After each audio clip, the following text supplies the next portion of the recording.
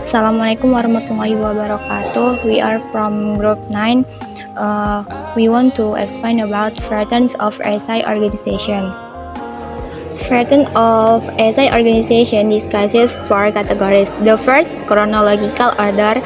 The second, logical division of ideas. The third, cause and effect order. And the last, comparison and contrast order.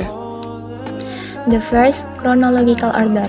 Chronological order is used to explain processes such as how to plan a community meeting, how to perform a physics experiment. In addition to explaining process, chronological order is also used to describe events over a period of time.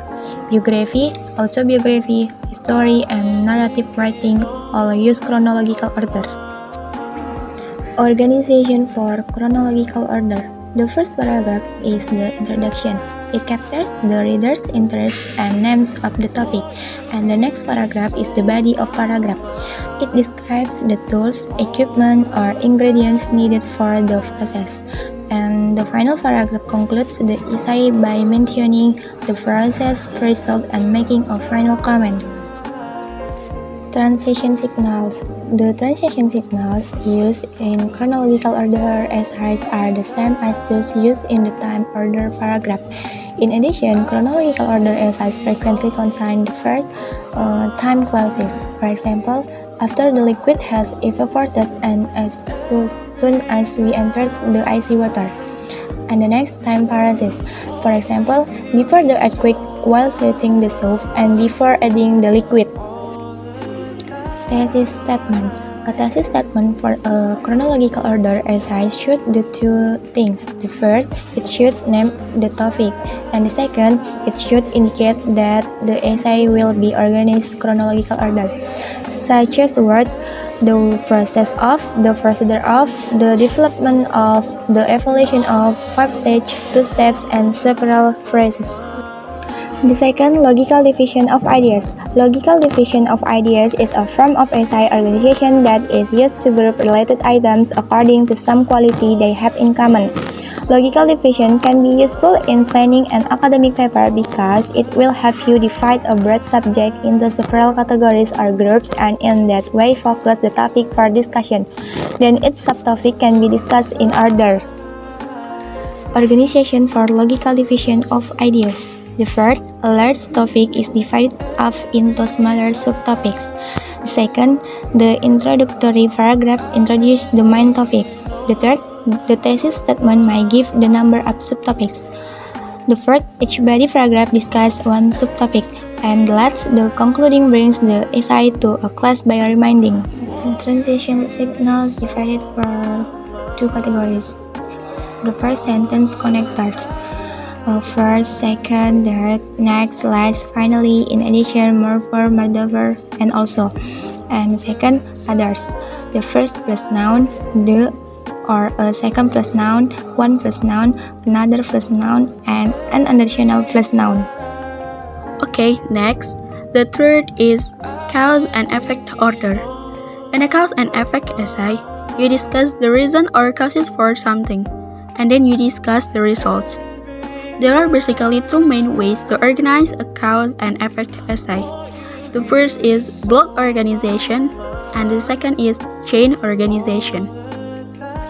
Organization for cause and effect order. In block organization, first, discuss all of the causes as a block in 1, 2, or 3 or more paragraphs depending on the number of causes. Then, discuss all of the effects together as a block. Meanwhile, in chain organization, discuss a first causes and its effect, a second cause and its effect, and a third cause and its effect. Usually, each new cause is the result of the pretending effect. Okay, in this slide, we can look the chart. There are block and chain organizations. In block organization, we can look there is introduction, first cause and second cause, and between the causes and effects, there is transition paragraph, and it will continue with the effects, first effect, second effect, and the third effect, and the last with conclusion. Meanwhile, in chain organization, the first is introduction, next the first cause and effect, the second cause and effect, the third cause and effect, and the last is conclusion. Cause and effect structure words. There are some examples of structured words of causes and effect. In cause, there is the first cause, the next reason, because of, and in effect, the first effect, as a result, and therefore, and others. So remember that a cause is the reason for something, so it happens earlier. An effect is the result of something, so it happens later. We go on to the fourth, comparison and contrast order.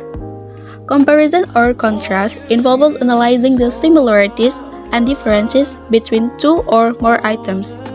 The keys to writing a comparison or contrast of an essay are to put ideas in some kind of order and to use appropriate transition signals. The topic of an essay is much larger than the paragraph, so you will need to learn some advanced patterns of organization.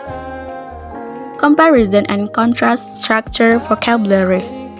In comparison, the first, the appropriate use of comparison and contrast structured words. Second, the following table lists some of the words and phrases used to discuss similarities. In contrast, the first group shows contrast in the sense of concussion or unexpected result. The second group shows contrast in the sense of direct opposition. Organization, comparison, and contrast. There are two ways to organize a comparison and contrast essay. In block organization, you discuss all the similarities in one block and all of the differences in another block. In point-by-point organization, you make a sentence-by-sentence comparison of the features in any order that seem appropriate for the topic. Okay, that's all about our topic is patterns of essay organization. Thank you for your attention and we say sorry if there are many mistakes. And the last, we say Assalamualaikum warahmatullahi wabarakatuh.